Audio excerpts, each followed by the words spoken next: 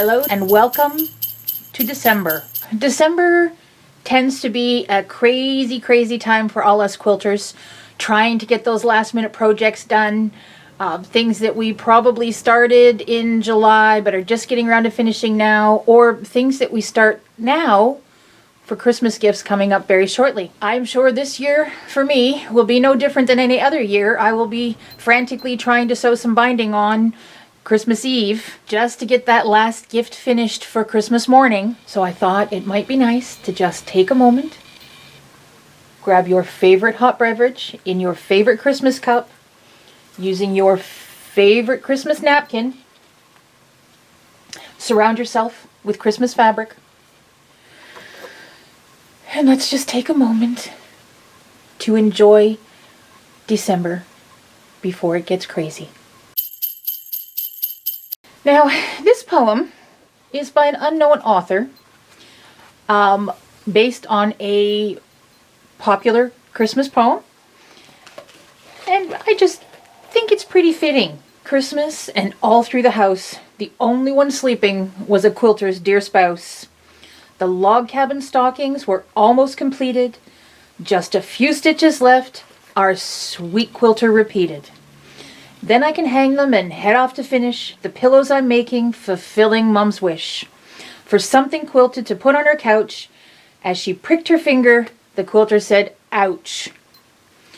When from out in the kitchen there arose such a crashing, she sprang from her work and she dropped all her sashing. Away to the door she flew like a plane, wondering just what was happening and who she could blame. When what to her wondering eyes should appear but old Mrs. Claus and her bag of quilt gear. With her elves bearing gifts through the kitchen she came, she directed and pointed and called them by name. Now Elna, now Pfaff, now Bernina and Viking, the baby luck should be just to her liking. To the sewing room, there is just at the back of the hall, now dash away, dash away, dash away all. My dear, said the Claus, as she liked to be called, there really is no need to worry at all. Your projects will all be completed this night. I'm terribly sorry we gave you a fright. Sit down, have some tea. It's relaxing, you'll see. My friends and I've come a long way to help thee. She thought she was dreaming, our dill quilter did.